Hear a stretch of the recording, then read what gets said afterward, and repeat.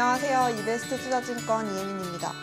4월 한 달 동안 어떤 뉴스들이 있었는지 강승희 대표님, 조세열 전문의 모셔서 이야기 들어보도록 하겠습니다. 안녕하세요. 안녕하세요. 네, 강승희 대표님 뉴스 먼저 들어볼까요? 네, 그냥 1, 2, 3번 정한 게요. 첫 번째는 지정학적 리스크, 네. 두 번째는 상업용 부동산, 그 다음에 세 번째는 부채 한도. 네. 관련된 한 달 동안에 있었던 뉴스 중에 좀 이제 시장에 임팩트를 줬던 뉴스들 세 가지로 가져와 봤고요.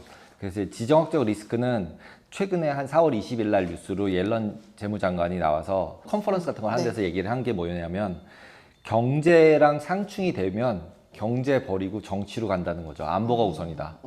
그러니까 이제 결국은 중국이랑은 이제 쉽지 않다.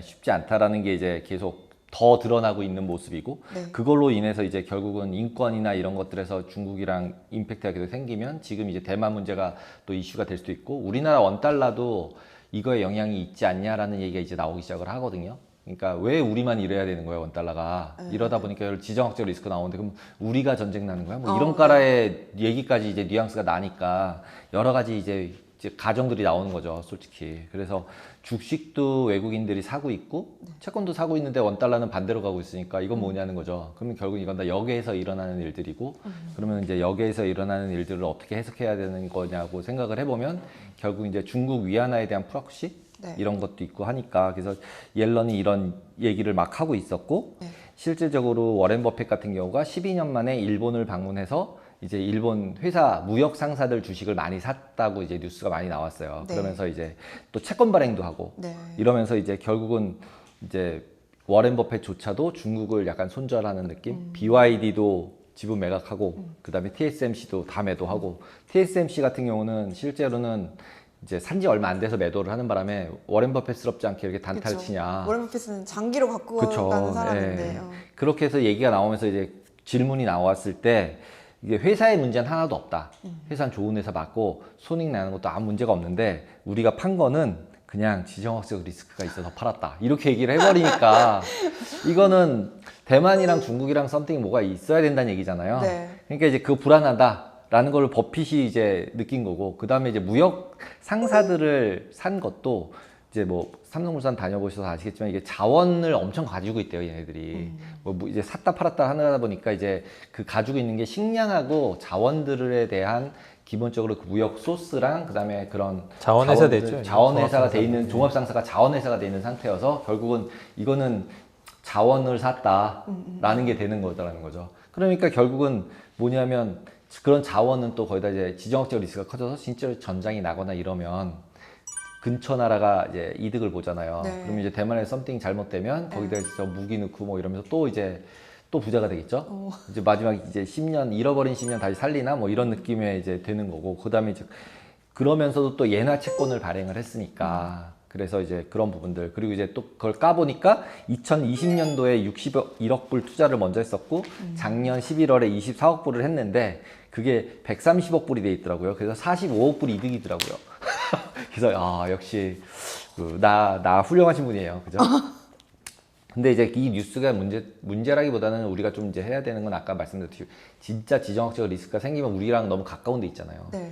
그러니까 우리도 조심해야 되겠다. 그래서 이제 원달러 보는 것도 그렇고, 이제 투자를 할 때 어쨌든 중국이랑 미국 부분이 저도 파지티브하게 뭔가 해결을 하겠지, 이거는 이렇게 생각을 했는데 안 되겠구나로 가정을 바꾸고, 인플레이션도 어떻게 생각하면 쉽게 많이 떨어지지 않을 수도 있다. 중국이랑 좀 해소가 돼야 떨어질 거라고 저는 생각을 하는데 이제 둘이 저러다 안 되면은 좀 해소를 하면서 좀 인플레이션 떨어뜨리지 않을까 그랬는데 그냥 필요 없다고, 경제 안보 둘 중에 뭐 협이 없다고 얘기하니까 네. 좀 무섭죠. 그리고 이제 그러면서 이제 그 지정학적 리스크 부분에 있어서 그런 이제 여러 가지 뉴스들이 있었다. 그리고 이제 두 번째는 SVB 사태 있었고 막 이런 일들이 일어나면서 나온 얘기가 결국 이제 다음에 미국 시장 무너지는 게 상업용 부동산이다. 그러면서 뉴스가 나왔죠. 그래서 그게 이제 뇌관이다. 네. 다음 뇌관. 우리나라도 물론 이제 뭐 PE랑 이런 것들 나오면서 얘기가 되고 있고, 그러면서 이제 그 블랙락한 그런 이제 이런 상업용 부동산으로 만들어 놓은, 론으로 만들어 놓은 ETF들도 있어요. 그래서 그런 ETF들 가격들도 너무 많이 빠졌고, 리츠 가격들도 엄청 빠졌고, 그러면서 공시율 엄청 올라갔고, 그 다음에 그런 것들을 빌려서 숏셀링을 이미 레코드 하이로 하고 있고, 이런 뉴스들이 계속 나오고 있어요. 그 다음에는 이제 그 캐나다 자산운용사인 이 브룩필드 같은 데 같은 경우는 네. 기본적으로 되게 큰 대체 자산 운용사인데 부도를 이미 냈고 블랙락도 2개인가를 부도를 냈더라고요. 그러니까 부도라는 게 펀드가 어떤 건물을 샀는데 네. 리츠로 운영하다가 되면 그냥 이 펀드 하나만 그냥 배째 그러는 거죠. 그냥 그런 게 이건 난리도 끝나는 거죠. 그냥. 근데 포트폴리오 전체니까 전체 중에서 그 건물이 조금 잘못되면 현금 들어오는 거랑 나가는 거랑 계산했을 때 막투막으로 했을 때 안 맞으면 그냥 끊어버리고 가는 것 같아요.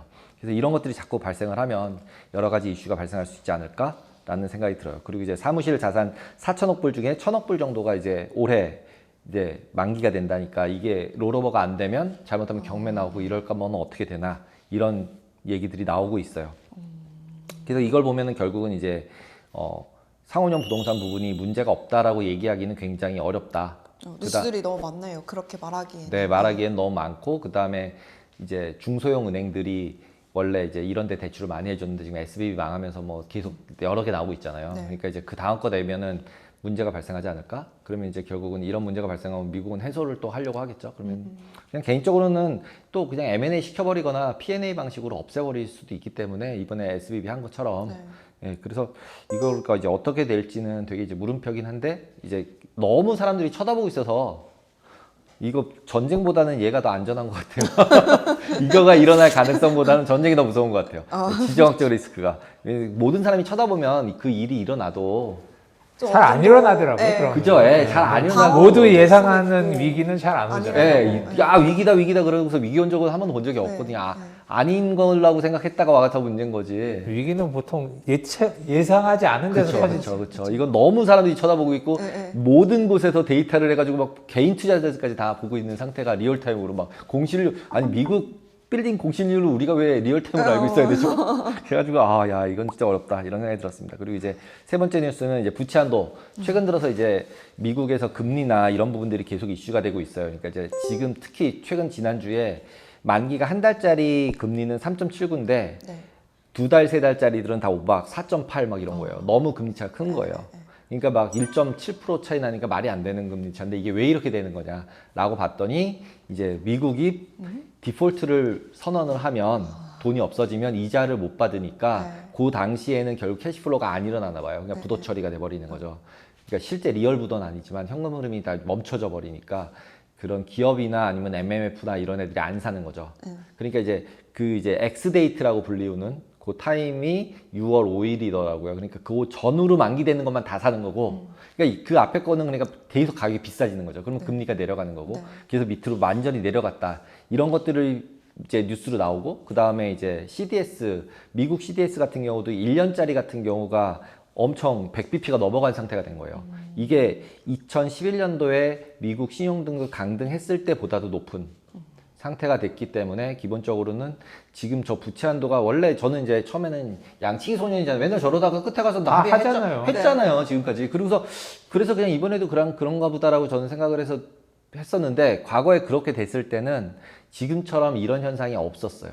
이렇게 데실링이다 했어도 저렇게 단기가 막 내려가고 CDS가 100bp 넘어가는 적은 없었는데 이번엔 넘어가니까 그래서 이건 왜 그때와 지금 뭐가 다른 거지? 라는 이제 물음표가 좀 던져지잖아요. 그래서 이제 그때랑은 지금은 조금 다르다. 근데 그 다른 가장 큰 요인은 이제 공화당이랑 민주당이랑 있을 때 공화당이 좀 이제 지 맘대로 하는 상황이래요. 지금 현재 그 정치적 상황이. 그래서 진짜로 안 될 수도 있다. 라는 거가 점점 서로 간에 좀 주고받고 하고 네. 보통 다 합의하잖아요, 보면. 그렇죠. 그러니까 이제 당연히 그럴 거라고 생각하고 그랬기 때문에 넘어왔고 그랬는데 이번 같은 경우는 못 넘어갈 것 같으니까 자꾸 이제 원먼스 금리, CDS 이런 것들까지 막 올라가는 상태가 된 거죠. 그래서 이제 거꾸로 이제 한번 생각을 해보면 지금 과거에 2011년도에 미국이 그런 디폴트 현상이 일어나고 다운그레이드 됐을 때 주식이 한 20% 빠졌더라고요. 네, 그래서 혹시 빠지면 빠질 수는 있다. 근데 그때 같은 경우는 올라갔을 때 이 일이 일어나서 거기서 확 내려간 게 20%였던 거거든요. 근데 지금은 이렇게 내려왔잖아요. 여기 내려온 상태에서 여기서 지금 나오고 있는 거잖아요. 그러니까 여기서 밑으로 빠져도 그거만큼은 안 빠지지 않을까? 뭐 이런 생각이 좀 들었습니다. 다음은 조전무님 뉴스 네. 한번 볼까요? 저는 저기 원자재 관련된 뉴스들로 좀 준비를 해봤는데요. 네. 이제 인플레이션 관련된 이야기입니다. 그러니까 인플레이션 뭐 보면 이제 소비자 물가 지수 CPI 같은 경우에 이제 계속 그래도 수치가 좀 낮아지고 낮아졌죠. 있잖아요. 네. 보면은 이제 그 3월 달 같은 경우 한 5% 나왔었고, 네. 그다음에 이제 작년 6월 달에가 한 9.1% 정도 했었으니까 그때랑 비교해 보면 굉장히 그래도 뭐 안정적으로 많이 가고 있는 거죠. 그래서 CPI 같은 경우에는 굉장히 안정적으로 가고 있는데, 사실 여기에 제일 큰 기여를 한 거는 이제 에너지 가격이 많이 떨어진 게 사실 기여를 많이 한 거죠. 오른쪽에 있는 표를 보시면은 이제 작년 한 2월 달 정도, 뭐 작년 초만 한다 하더라도 보면은 이제 그거에 대해서 이제 그 전해 동월 대비해 가지고 이제 한 40% 50% 요 정도 유럽 쪽하고 미국 쪽 올라갔었었는데, 그게 이제 지금 현재는 굉장히 많이 떨어졌죠. 미국 같은 경우에는 이제 전년 동월 대비해 가지고 한 5% 상승으로 떨어져 있는 상태고, 유럽 같은 경우에도 한 13% 정도로 많이 떨어져 있는 상태이긴 한데, 식품 가격 같은 경우에는 꾸준히 계속 올라가고 있는 상태거든요. 작년 한 2월 정도에는 그 전년 동월 대비해 가지고는 한 5% 10% 정도 수준이었는데, 지금은 이제 13% 10% 정도로 이제 올라왔으니까 이제 에너지 가격은 많이 떨어져 있는데 식품 가격은 굉장히 올라가고 있는 네. 추세인 거죠. 예전에는 그 에너지 가격이 워낙 높다 보니까 식품 가격 뭐 조금 올라가는 거 정도는 크게 신경을 안 썼었거든요. 근데 지금은 이제 에너지 가격 상승보다 식품 가격 상승이 더 많이 이루어지고 있는 그런 상황인 겁니다. 근데 좀 이상한 게 보면은 사실 거기에 원료가 되는 식량 가격은 떨어지고 있는 거거든요. 그러니까 왼쪽에 그 가운데 있는 걸 보시면은 이제 녹색 선이 그렇게 된 건데, 작년 이제 초만 해도 그래도 많이 올라갔었었는데 4월부터는 계속 그 식량 가격 같은 경우에는 떨어지고 있는 추세입니다. 그런데 식품 가격은 계속 올라가고 있거든요. 왜 식량 가격이 떨어지는데 왜 식품 가격은 올라가고 있느냐, 이런 거에 대한 의구심이 있을 수가 있는데요. 사실 보면은 이제 식품 가격이 그 식량 가격으로만 구성이 되고 있지는 않지 않습니까? 예, 그러니까 뭐 인건비가 올라가서 그런가요? 그렇죠. 예, 그러니까 이제 뭐 거기 가공하는데 돈이 들어가고 인건비도 들어가고 임대료라든지 뭐 이런 거, 뭐 이런 비용들이 이제 사실 증가를 한 거죠. 이제 원재료 가격은 떨어졌다 하더라도 사실 보면 그게 일부분밖에 안 되니까 가공이나 뭐 이런 또 인건비, 임대료 이런 관련된 비용들이 계속 증가하고 있기 때문에 실질적인 식품 가격은 떨어지지가 않는 거죠. 네. 예, 그리고 지금 보면 CPI에 있어서 식품류가 차지하고 있는 게 한 15% 정도 되는데, 이게 비용이나 아니면 마진 부분에서 이제 계속 이게 높아지다 보니까 쉽게 떨어지진 않겠다. 그러니까 그 CPI는 낮아졌지만 사실 근원 CPI 같은 경우에는 별로 낮아지지가 않지 않습니까? 네. 그러니까 한 5.6% 정도 나왔었었는데, 그렇게 된다 그러면은 현재 이제 CPI가 낮아지고 있는 것도 제한적으로 걸릴 것 같다. 왜 그러냐면은 이 비용 구조가 사실 낮아지기가 쉽지가 않거든요. 그러니까 이걸 낮추려고 그러면 이제 금리를 확 올려가지고 한번 소비를 확 침체가 와야 되는 소비를 확 줄이고, 그다음에 이제 한번 경기 침체가 한번 제대로 와야지 이제 이런 비용 구조가 확 떨어질 수가 있는데, 그게 아닌 이상에는 사실 이 비용이 원자재는 좀 떨어질 수 있다 하더라도 이 비용 구조가 떨어지기는 쉽지가 않거든요. 예, 그렇게 된다면은 아까 뭐 강 대표님도 얘기를 했었지만은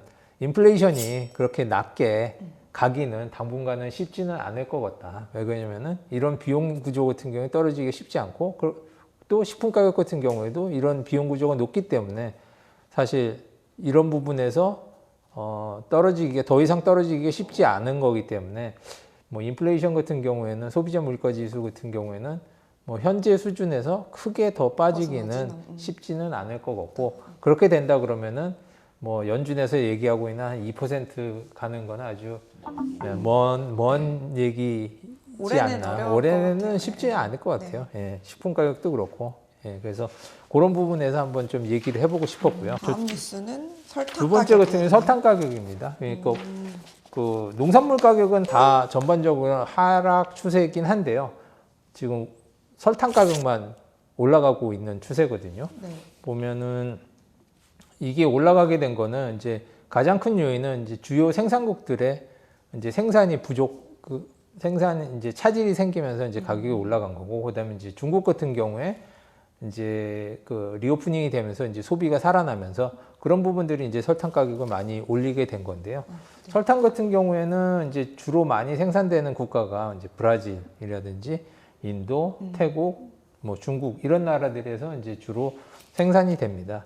근데 이제 브라질 같은 경우에는 뭐 그런 대로 괜찮은 편이긴 한데 인도라든지 태국이라든지 중국 같은 경우는 이제 그 폭우들이 많이 오면서 이제 비 때문에 이제 그 생산량이 굉장히 많이 줄어든 줄어들었군요. 상태거든요. 네. 그다음에 이제 그 비 때문에 생산량도 줄어든 상태인데다가 이제 비료 가격도 굉장히 많이 올랐고, 그다음에 이제 그 정제하는 시설에서 이제 마진이 굉장히 적다 보니까 이게 정제하는 부분에서도 이제 많이 줄였어요. 그래가지고 이제 생산량이 전반적으로 뭐 인도 같은 경우에도 뭐 한 100만 톤 정도 줄었고, 타일랜드 같은 경우에도 한 100만 톤 정도 줄어 있는 상태이기 때문에 그런 부분 때문에 계속 이제 지금 한 11년 최고치를 이제 경신을 한 상태고요.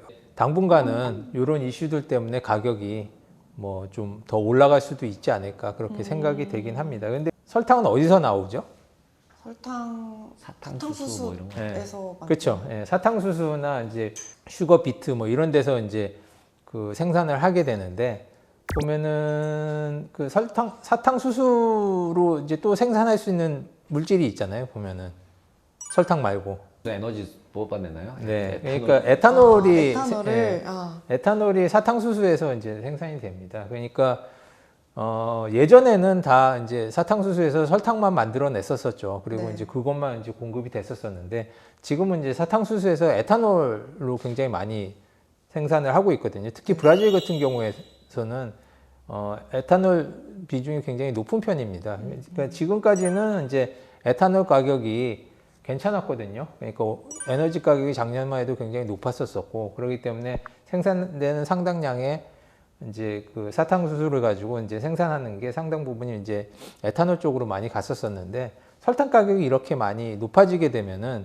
이제 하고, 그다음에 에너지 가격이 이제 낮아지게 되면은 에탄올 생산하는 것보다 사실 설탕 생산하는 게 더 이윤이 더 많이 남. 남게 되거든요. 그렇게 되면 이제 앞으로는 이제 이렇게 가격이 괜찮으면은 이제 에탄올 대신에 이제 설탕 쪽으로 돌릴 수 있는 가능성도 상당히 슈가숏. 높아질 수도 있는 거죠. 그러니까 이제 지금 현재는 굉장히 많이 올라갈 수도 있지만은 네. 이제 그런 부분으로 전용할 수 있는 부분들이 있기 때문에 한번 그런 부분들도 한번 좀 유의를 좀 하시는 게 좋지 않을까라는 생각이 들어서 예, 그걸 한번 좀 말씀을 드려봤습니다. 설탕 선물은 있나요? 있습니다. 있어요, 예. 네네. 아니 그러니까 우리가 거래할 수 있게 네, 지금 있어요. 올라와 있어요. 있어요. 네, 네. 네. CME 거래됩니다. 예. 그 아이스에는 지금 아이스에도, 아이스 네. 상품을 서비스를 하고 있어요. 네네. 네, 그래서 거래 가능한데 네. 아이스 거래소 시세비가 유료예요. 가격 안 보고 사거나 가격 안 보고 팔아야 되는 거예요? 이 뉴스는 앞에 뉴스랑 연결이 되는 것 같아요. 네네. 네, 식품 가격 오르는 것도 결국 이제 설탕 값도 값도 오르니까. 네, 설탕 값도 오르니까 결국에 네. 식품 값도 오른다는 것 같은데. 그러니까 설탕이 뭐 그냥 우리가 쓸 일은 별로 없지만은 이게 네. 케이크라든지 제과 제빵 같은데 굉장히 많이 들어가잖아요. 들어가죠. 예. 네. 설탕 같은 경우에. 당 떨어지면 안 되죠. 네. 다음 뉴스는 네. 카파 이야기네요. 네, 카파 이야기입니다. 기사에 보면은 이제 카파 공급 부족 때문에 이제 에너지 전환이 이제 차질이 생기지 않을까 뭐 이런 뉴스가 있어가지고 한번 봤었었는데, 얼마 전에 이제 뭐 그 칠레 산티아고에서 이제 월드 카파 컨퍼런스가 열렸었죠. 지난주였었나요? 그때도 이제 이거 관련된 논의들이 많이 있었다고 하는데, 그러니까 지금 채굴량이 줄어들고 있기 때문에 앞으로 공급이 원활하지가 않고, 그렇게 되면 이제 에너지, 그러니까 뭐 화석 연료에서 이제 전기 연료로의 전환이 이제 차질을 받을 수도 있지 않을까라는 논의들이 이제 뭐 거기서도 많이 됐다고 그러고, 사실 보면은 이제 수요는 뭐 계속 늘어나고 있지 않습니까? 전기동 같은 경우엔 그 뭐 전기차라든지 아니면 태양광 패널이라든지 이런 데 굉장히 많이 쓰이고 있기 때문에 점차적으로 이제 수요는 늘어나고 있는데, 공급 관련해서는 계속 이슈들이 계속 발생을 하고 있는 거죠. 우리 같은 경우에는. 그러니까 이걸 빨리 늘리면 좋긴 좋겠는데, 이제 그 얼마 전에도 맥킨지에서 나온 리포트를 보면은 이제 뭐 한 10년 뒤죠. 이제 2031년도 같은 경우에 전 세계에서 필요한 이제 구리 양 같은 경우에 3,660만 톤 정도 필요한데, 공급량은 이제 3천만 톤 정도, 그러니까 한 660만 톤 정도가 이제 숏이 갭이 발생을 하게 되는 거죠.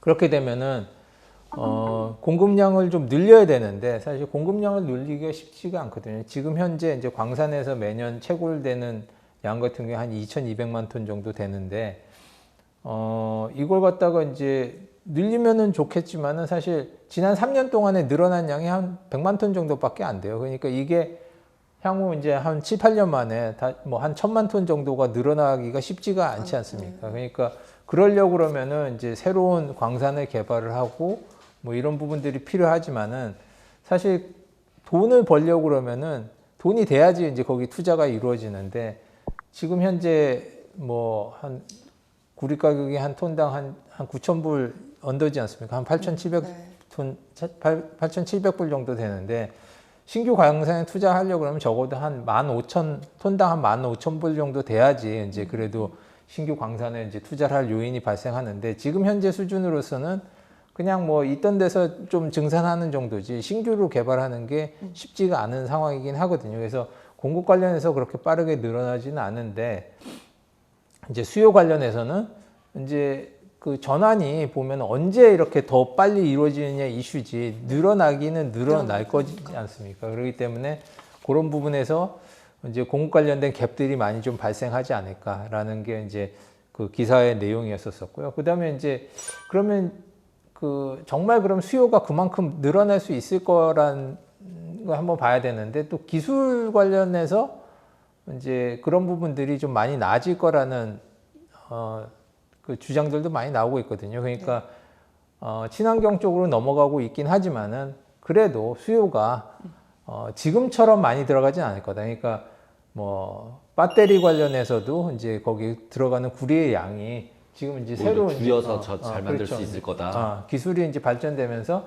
들어가는 구리 양 자체도 이제 줄어들 수 있을 거라는 주장들도 많이 나오고 있고요.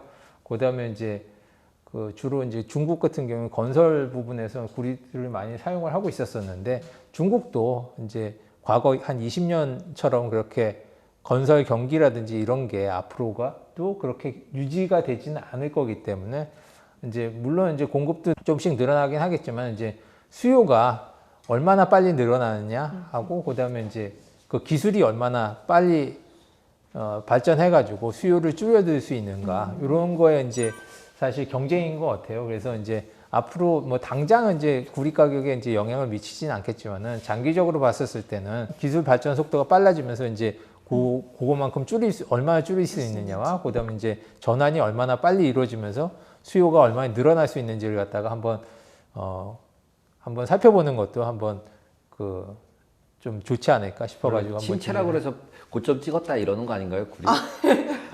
근데 지금 현재는 사실 좀 약세죠. 보면은 구리 같은 경우에 지금 한 8,700이면은 얼마 전까지만 해도 뭐 한 만불 넘었었는데 지금 한 8,700이니까 사실 지금 현재는 어느 정도 경기 침체 상황을 반영을 하고 있는 것 같긴 한데요. 보면은 이제 앞으로는 그래도 좀 그래도 좀 어느 정도 이게 좀 되면은 좀 나아질 수 있지 않을까 뭐 그런 생각을 해봅니다. 예.